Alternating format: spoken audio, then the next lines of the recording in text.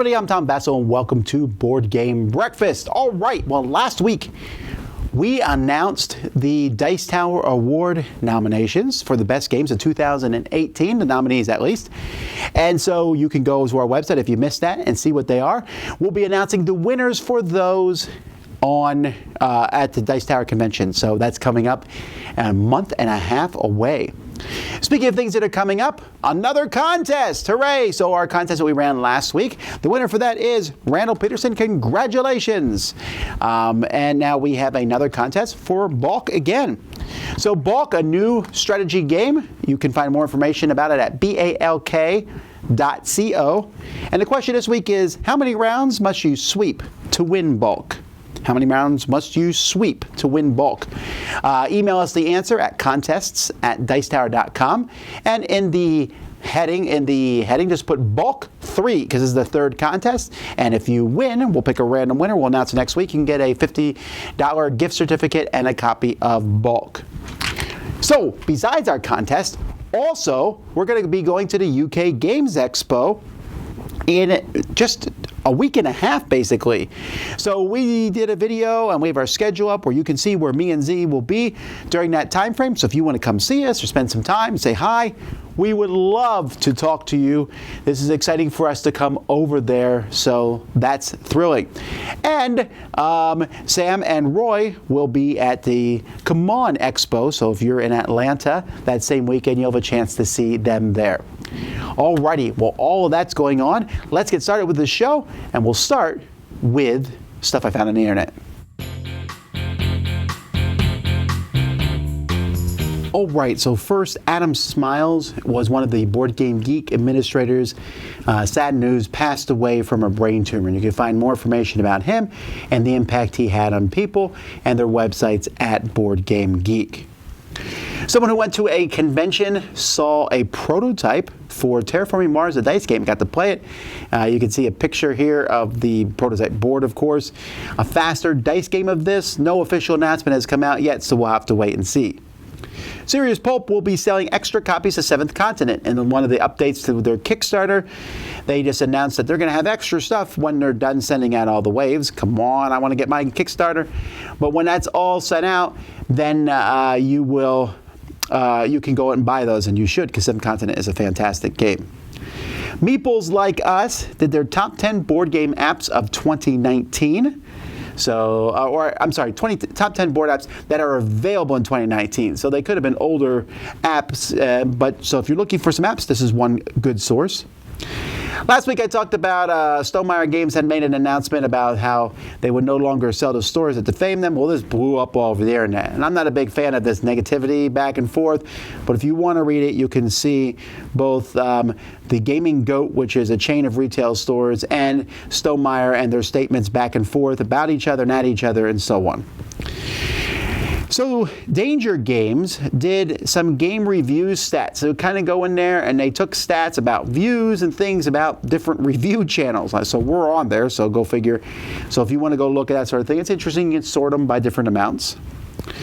Board Game Barbarians is a new podcast that just got started. This is a podcast where they say it's all about Ameritrash.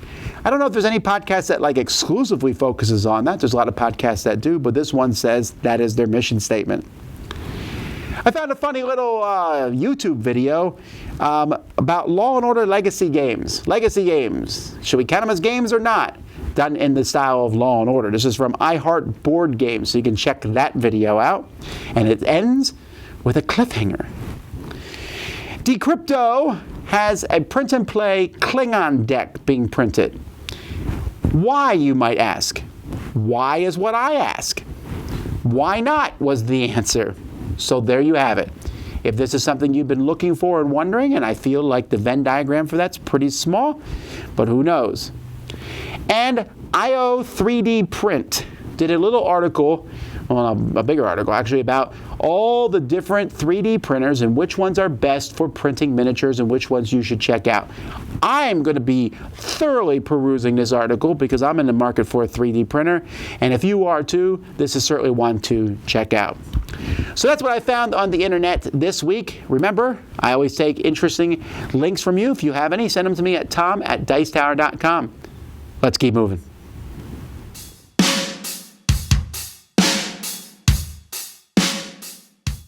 Hey everybody, for today's Chop Shop, a game I'm letting go from my collection, I'm taking a look at Heartland from Jeffrey D. Allers. Now this is a German cover, as you can see here, but other components in the game are in English. In fact, this used to have a big sleeve around it that said Heartland on it. And there's one main reason I'm letting this one go. It itself is a cutthroat tile placement game in which you are growing your farms and then scoring for them, and other people will claim a large enough farm, then you have to cut through it and separate and make it smaller pieces. It's a fun game. It always kind of had a boring theme, but it is a very cutthroat tile laying game. The main reason, as I said, that I'm letting this one go is a different Jeffrey Allers game, or a co-design of his, and that is a game called Pandoria that I got not too long ago. Pandoria is also a tile laying game. It's also a fairly mean game.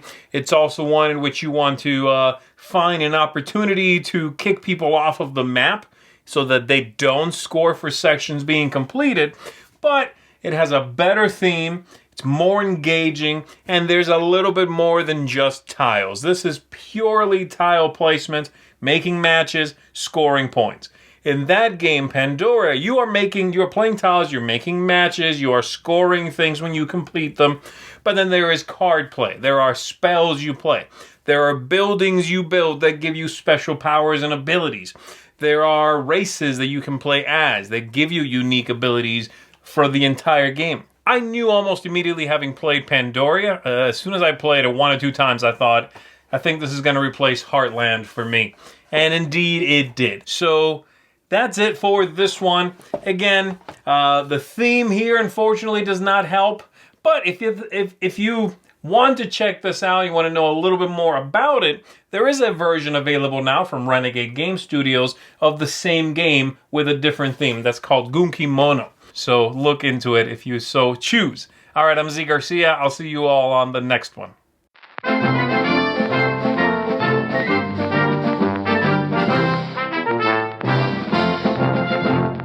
Hey folks, welcome back to another segment of Just Missed It. And this is a segment where I go through and I talk about a single game that missed the mark of something. Whether it was just good enough to not be horrible, or it was just bad enough to not be great. And I know it's kind of a weird way to say it, but that's pretty much where it is. And we're actually going on the upside this time, because this game I really did enjoy.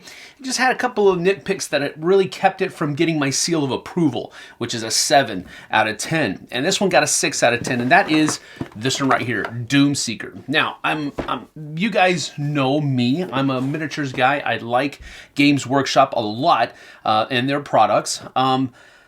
And this one is one of those things that really that's what drew me to the game. It was the IP that was around it, the Fire Slayers, their dwarves. That's another thing that kind of brought me into it. And so I really did want to enjoy this game a lot, and I actually did. Turns out, though, that there's a couple of things that really kept it from getting that seal of approval from me. The first thing is the fact that it has a really strong take that mechanic that is at its core, really. And I'm not that big of a take that mechanic kind of person. I don't like it when people can just willy-nilly screw around with what I'm doing on my side of the table.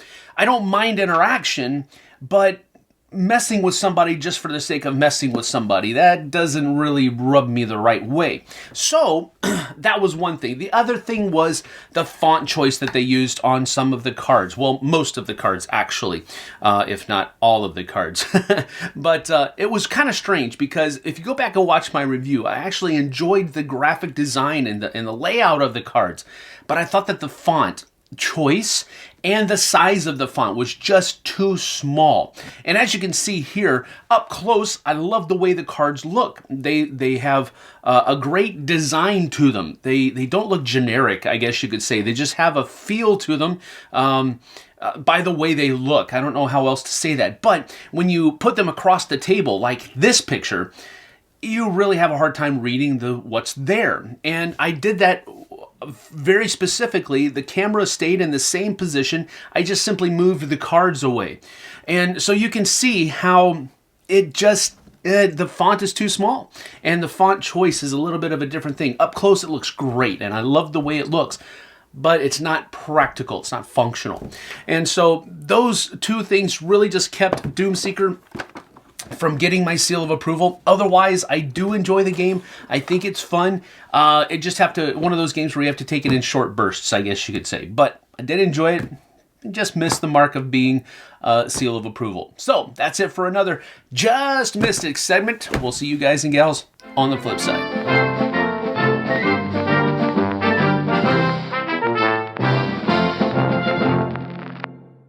In this segment and the next couple of weeks, I'm going to compare similar but different games, All-On's Invasions, and Altiplano, all by the same designer, starting with All-On.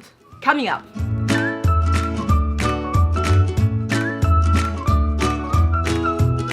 Hi everyone, it's Stella from Meeple University. All-On's, designed by Rainer Stockhausen, is essentially a pool building, slide engine building game, where you use your pool of chips to get other and better chips, making your actions more efficient, powerful, collecting items and points. All the chips you use after each round go back to your player bag, so it is possible that you're not using all the chips you have, depending the luck of your draw. This part is actually not my favorite part, means that I need to possibly get more certain type of chips so I can potentially draw and use the chips. A way to thin out your pool is by sending the chips out to certain locations in the common area to earn points, which is nice, but also competitive. Downtime isn't too bad, players do their planning action simultaneously, then do the action one player at a time. There are buildings you can gain, making your action more powerful.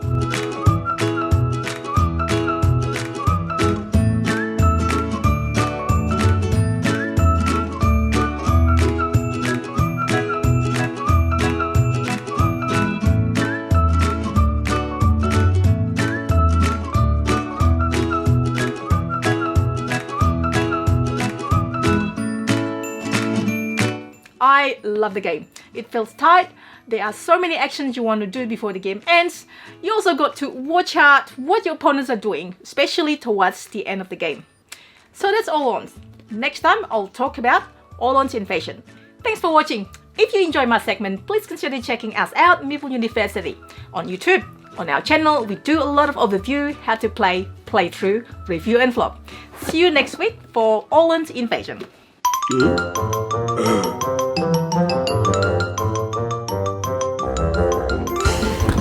So what's coming from the Dice Tower this week? Well, we're going to be doing our top 10 exploration games.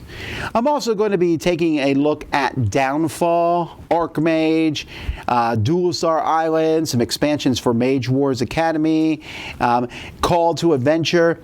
And then I'm going to do a video that I did last year, so it's a similar video where I'm going to be taking a look at, I don't know how many, but probably, let's just say 9. 9 games I don't like. I'm not even going to say they're bad games because maybe some people are, but some of these are big games. You might be like, why haven't you reviewed this yet? Well, I'm sticking them all in one video because a really big game that I really don't like, I don't want to keep playing it because I'm just not enjoying it. So I kind of put it in a video like this. At least I can give you my thoughts. And then if you want to know more deeper thoughts, you can find a reviewer who's played it a lot more than me. But at least this will get them out. What games will be in this video? Well, tune in to find out. So all this is happening this week. I'm excited. Let's keep going. Hi, we're Board Game Opinions. My name's Jonathan. I'm Steve. I'm Amy. I'm Mark. And this is our speed quiz where contestants are attempting to guess games in a certain category. And this week's category is adventure games. And according to Board Game Geek, it's anything in the top 300 games on Board Game Geek will be allowed, which gives you a possible 38 games. There's lots of adventure games you can play. So, 2 points. You get 2 points for a game that I haven't played, because I like my adventure games. I've played quite a lot of these. So 2 points if I haven't played it, or 1 point if I have. We're going to start with Amy. Off you go. Charterstone? No. Descent, 2nd edition. Yes. Arcadia Quest. Yes. Gloomhaven? Yes. Arkham Horror. Yes. Pathfinder. No. D&D? No. Eldritch Horror. Yes. Mage Knight. Yes. It's a good game, that is. Pass. The Seventh Continent. Yes. And Near and Far. Yes. Megaland? No. Lord of the Rings card game. Adventure card game, whatever it is. Yes. Above and Below. Yes. Fallout, the board game? No. Fortune and Glory? No. Okay, I'm going to open it up to the floor. Room and Bones? No. Talisman? No. Myth?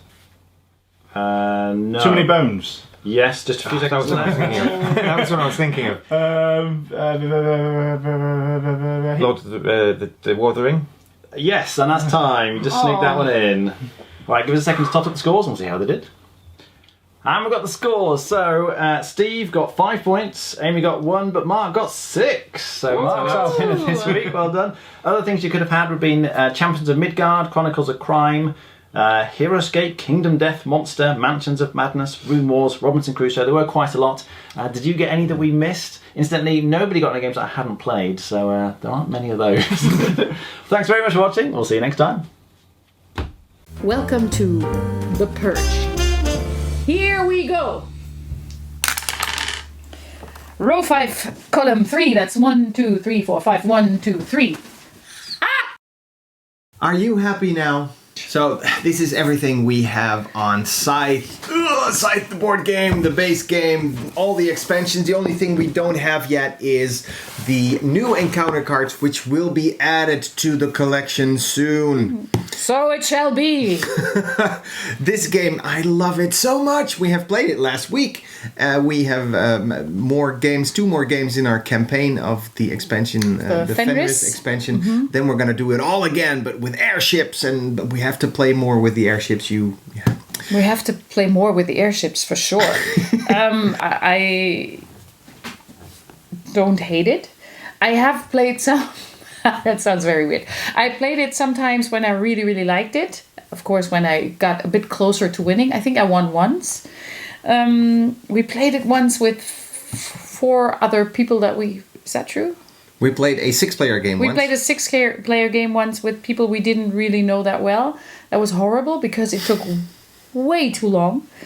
And right now in our Fenris campaign, I don't stand a chance. This expansion is really amazing, but it does something that you are having a hard time dealing with, changing the rules a little bit. Every time some small rule is getting changed, That's true. That's true. And I have the feeling I now understand the basic rules. Yeah. Let's just stick with that. That's fine for me. We've got 2 more games in our campaign, and you are dreading those days. A little bit, but wine sure will help. I don't want to spoil anything, but what comes out of this box is pretty cool, especially if you paint it really well, which you did. I don't need all this changing of the rules. Yeah. But that's a general question, right? About expansion. Do you like the game as it is? Do you need expansions? Well, in this case, I'm so happy that we have this expansion. And so this will never leave the collection. No, Never! not this one. Was a purge for nothing! Again, another purge for nothing. But again, like someone said in the comments, we know what we love and we don't need more board games. We just need to play these games that we love more. I like that you say we know what we love. And I love you and I love wine, so I can bear Scythe.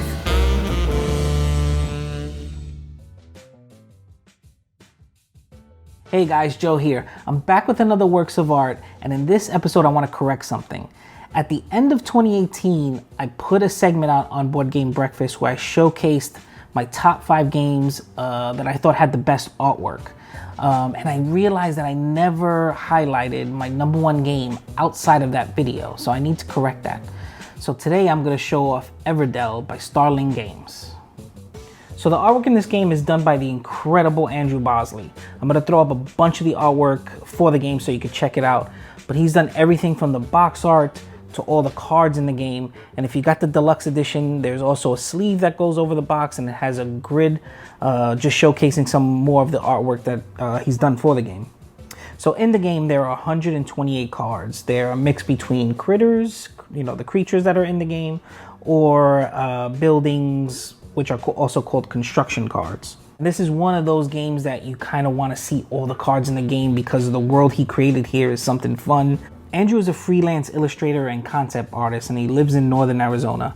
And I'm going to talk to you about the 3 resources that I think you guys should check out, especially if you're a fan of his. So the first one I want to talk about is his Pinterest. So his Pinterest, I think, is where you would find the most artwork for him. Then, of course, is his website. It's bosleyart.com. It's BOSLEY art.com. Then last but not least is his Facebook page. I love checking out his Facebook page because he shows off videos. So for instance, he has a time lapse of the cover that he did for the next expansion for Everdell. Well, that's all the artwork I have for today, guys. Remember to check me out on all the various social media, YouTube, blah, blah, blah. And until next time, enjoy your day. All right, folks, there is a ton of stuff we're adding to the library this week. So first, the Dungeons and Dragons sets, there was so many of them. I had them all combined into boxes, but after extensive time, Melody separated them all out. So now they're being added to the library as separate games. So we have the Wrath of Ashardlan. We have the Temple of Elemental Evil. We have the Legends of Driss, which also includes Castle Ravenloft, because I wasn't able to keep the box for that one. And we have the Tomb of Annihilation. Other games that we added to the library this week are Sunflower Valley. This is a roll and write style game. We also have Formula E, an elephant racing game from Bruno Feduti. We have Hunga. This is a new game from Haba. And then this one here, which says Ein Fragner, is actually Heartland, which is a really great game. We have the German version of Maharaja, which is just called Raja, but it's a very good racing style game. Pompeii, or the Downfall of Pompeii. What a really fun game, although kind of a dreadful theme. We've managed to put a lot of stuff of Mystic Vale into the big giant box. So the big box of Mystic Vale is being added. Then we have Catacombs. Everything for Catacombs, including Catacombs and Castles and stuff, is being added. The new game, Mysthia, a Euro-style game, so that's a good one to add to the set.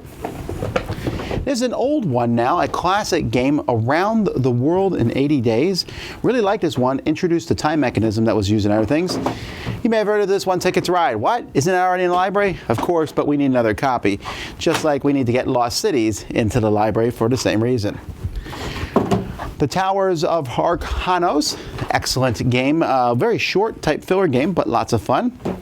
Subtext is a party game. I haven't played this one, but Z did, and we're trying to put as many party games in the library as we can. Dungeon Academy, a roll and write game. So this one, looking forward to giving this one a whirl. Of course, Lord of the Rings, Journeys in the Middle Earth. This one's fantastic, needs to be in the library, as does Star Wars Outer Rim. Both new hot games with two very different IPs. The Rise and Fall of Anvalor, a Warhammer board game. And the deck building game Sorcerer is being added. Here's an oldie but a goodie, Industria. This is a Michael Schock game. This one might need to get reprinted at some point. I'm not sure. I really like this one. Sushi Roll. Everyone likes Sushi Go? Of course you like Sushi Roll. And the very mean game, actually, Jorvik. I like this one. It's one of my favorite Feld games. Wreck Raiders, a fantastic game about diving for treasure. Return of the Heroes and its expansion. This one has not the best artwork, but this is a pick-up and delivery game, actually. Goa. Goa's got to be in the library. What a great classic game. And Kremlin. Kremlin is a old-style game, but I figure we need to put some of these old games in the library. Burger Boss, because every library needs a game shaped like a burger. First Contact. This game is unique and weird as a party-style game. Dominant Species. This is a great game. Worker placement, fantastic. And Mombasa being added to the library. So all these are being put into the library this week. Whew, and more are coming. Hi there, I am Jen, the board game librarian, flipping some pages and pushing those cubes with my segment From the Page to the Table. I do have a guillotine out on my table today, and that is emblematic of what I'm going to be talking about today, and that is The Scarlet Pimpernel by Baroness Orczy. This is a book that is considered to be a classic, but it reads so much like a modern day action adventure, romance, hero book. deeply readable and deeply enjoyable. In this book, we have the Scarlet Pimpernel, who is kind of an ordinary person, but decides during the French Revolution to go over to France and save hundreds and hundreds of people. It's so enjoyable. It's easy breezy reading and just super fun. I read this several summers ago, and I still remember how much I enjoyed it. And a lot about the French Revolution going on in here, and many people have fond memories of the TV series and the movie. So an obvious pairing is the new game, The Scarlet Pimpernel, published by Eagle Gryphon. Delightful artwork by Ian O'Toole and done by Brian Kelly. So here we have the Scarlet Pimpernel, who was going around France and England and doing the same that he is doing in the book, looking to save people, complete adventures, and just travel Europe. I like this a lot because of the artwork and the sense of adventure that you're getting by going around the map. You are looking to gain popular support, to gain your resources so you can complete all of these missions, and of course avoid the guillotine. A wonderful pairing of these two, and again, wonderful artwork by Ian O'Toole. Happy breakfast! Hey folks, this is Jonathan for Hardship again, and today we're going to take a look at Tiny Towns. And I'm going to explain to you what I think doesn't work inside that game. It's a pretty well balanced game, minus 2 or 3 things that in my opinion are not well balanced. Let me show you what I think of it. So in a nutshell, this game works like this. The one with the master builder, and you're going to pass around that marker after each round. It's gonna name one building material, let's say stone, and you're going to place, everybody's going to pick the stone and place it on one empty space, not occupied by other building materials or by building themselves. And they're going to try to replicate patterns. Let's see here if I can find, there we go. If you have, let's say, a trading post, and I'm able to do something like this, then at the end of my turn, I can remove every resources, take a matching building, and put it on one empty space, on one space that was occupied by one of the resources needed to build that one. The problem with that game, it's this. You see, you're gonna have a bunch of building cards, all different buildings. You see, they all works with. You all need different building materials. They all different buildings, and they all do different things. Most of them gonna give you points. But those black ones gonna help you during the game. The problem is, except for those buildings, the pink buildings, they are the most expensive one to build, the hardest one to build, if you compare.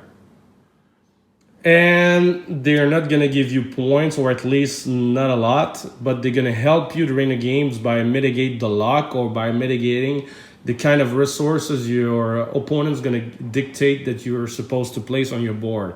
But the thing is, I find it weird that it's the most expensive one of the most difficult building to build, and it's not even going to give you that much points. It's only going to help you during the game, and you might not even need that. I play around 12 times already, and in those 12 games, I think only one player built one of those building one time. Might be wrong, maybe there's a combo to do, I'm not sure, but I think those buildings are too much expensive.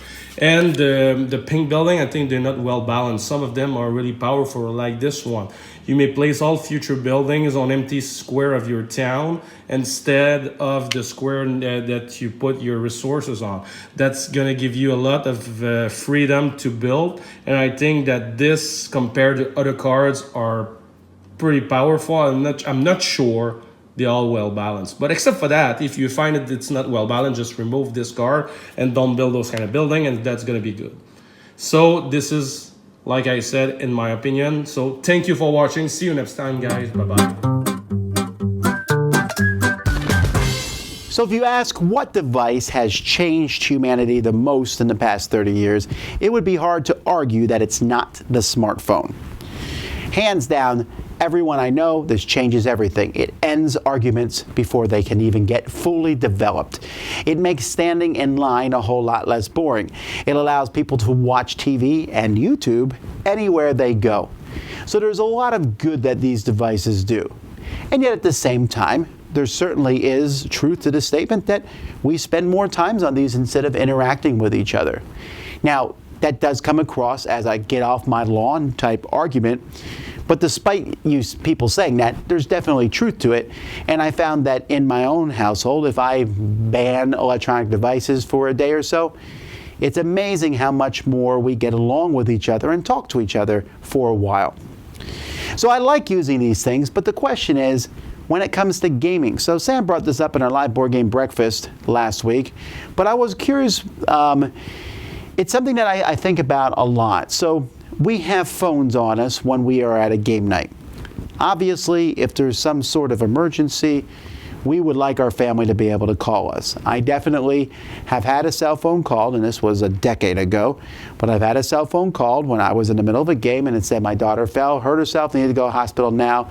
Boom, I was gone. I dropped everything and went, and I was glad I had my cell phone for that purpose.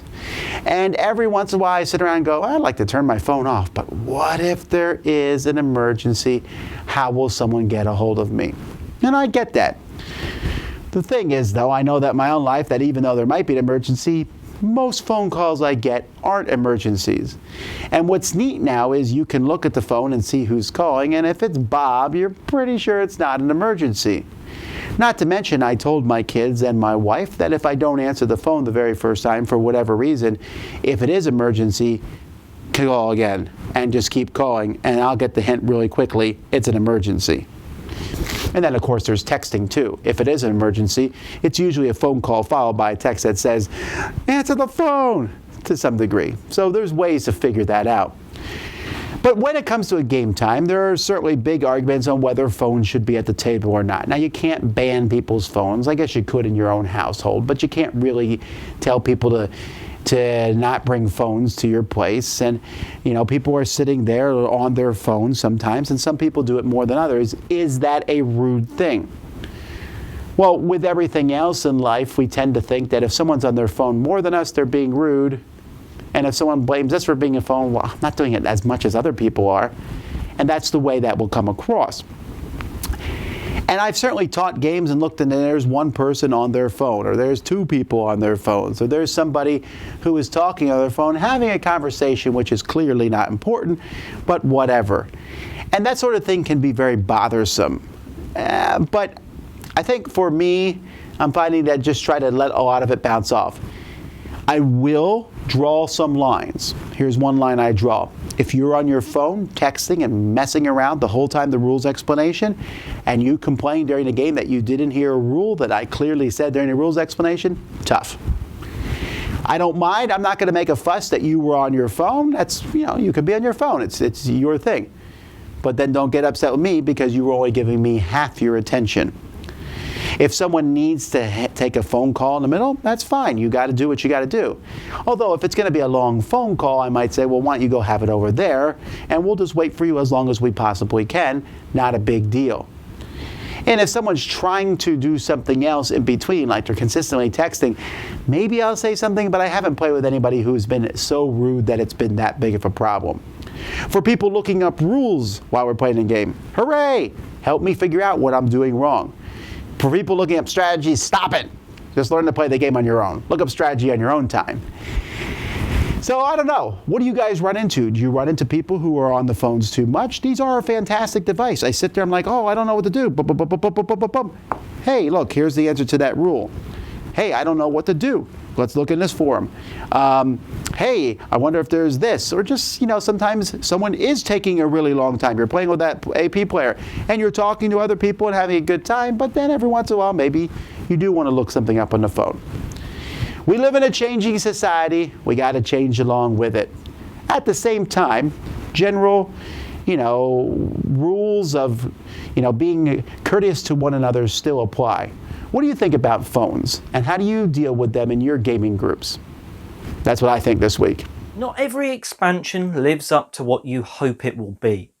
For me, I've been playing Cult Express this week, a game I really love, but I've been playing it with the Marshal and Prisoners expansion, and it's not lived up to what I hoped it could be. The idea when you've been a bandit and you've been robbing this train, the idea of actually playing as the sheriff, the Marshal character, seems great. Yet, when it's finally got to the table, I found that actually the Marshal's role, who is effectively going around and up and along the train, trying to shoot the bandits but also arrest them, just feels like a cat and dog chase. You're just following the bandits around trying to arrest them. And it kind of loses a bit of the fun where as a bandit you've got multiple things you can do. When you're the Marshal you can move, arrest or shoot. You've got less options, and as a result it looks like everyone else is having more fun than you. Now don't get me wrong, there's some good bits about the expansion. There's a new character which is always fun, doing a different ability of being able to move upwards but at a diagonal. And then there's prisoners. If you free one of these prisoners, then you get an extra ability, which is awesome. No one's going to be saying that's a bad thing. I just wish there was a way that you didn't have to use the Marshal to be able to send people in and out of prison for that to be a thing. Probably going to have to house rule it a little bit, but yeah, overall, promise that just didn't live up to it. So unfortunately, in some ways, a bit of a miss from me, and that's Marshals and Prisoners, the expansion for Cult Express. And I'm Oliver East, signing out.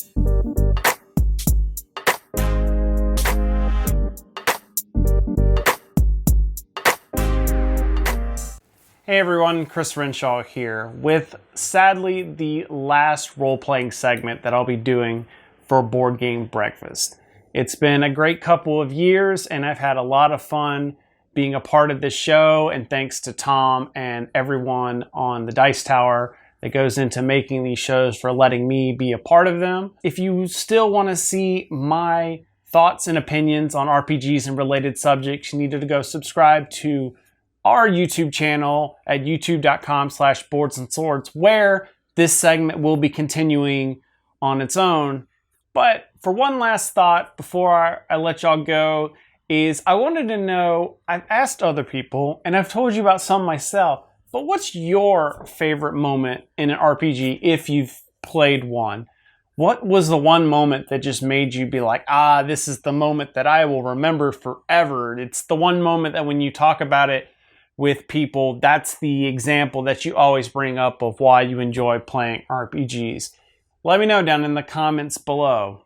So thanks again to the Dice Tower crew for letting me be a part of this show, and make sure you're following me on social media to keep up with all the shenanigans that I'm up to, and subscribe to the Boards and Swords podcast for other RPG and tabletop gaming entertainment. But until next time, may all your hits be crits. Hello, I'm Matthew Jude from This Game Is Broken, and this is Dead Last, a weekly-ish segment where I talk about board games. I very recently did my top 50 games of all time over on my YouTube channel. This Game Is Broken, the board game panel show where a bunch of idiots are giving a bunch of idiotic things. A shameful plug, yes, I know, but I was due one. Frankly, I haven't done that in a year, so I thought, why not? I've actually found the process of doing a top 50 incredibly easy to film, obviously, because I just sit here and talk to an inanimate object. But the actual idea of actually coming up with a list, very difficult, I found. And the reason I found that difficult wasn't because of the research, although I guarantee I will have forgotten again, which is very upsetting. It's the fact that your board game top 50 defines you, I think, in some way. It tells people what the kind of person you are. It really says a lot about a person by the games that they like, or at least the person saying it feels as though it defines them to other people. Another problem with doing a top 10 list, 50 list, or 100 is that inevitably someone will say, what about this game? Why not? Why have you missed my favourite game? But I do appreciate that that comes from a good place in a lot of people's hearts, where they say, look, I've seen your list. You will like this game. And the last problem with filming a top 50 list or a list of anything, of course, is counting backwards from 50 whilst taking 5-minute intervals to talk about something completely off topic.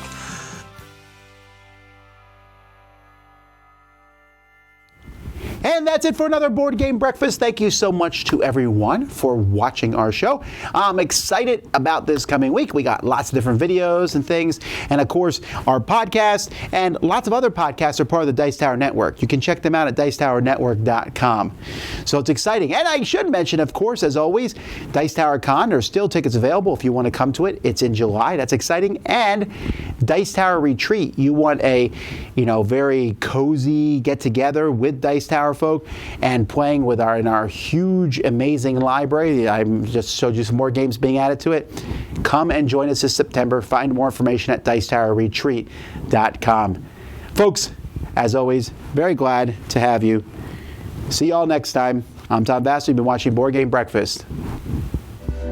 Thanks for watching Board Game Breakfast. Tune in each week for your daily dose of gaming goodness with Tom Vasel and all the gang. Until next time, I'm Eric Summerer, and you've been watching Board Game Breakfast, a Dice Tower production, sponsored by Cool Stuff Inc., an amazing place to buy board games. Cool stuff in stock at coolstuffinc.com.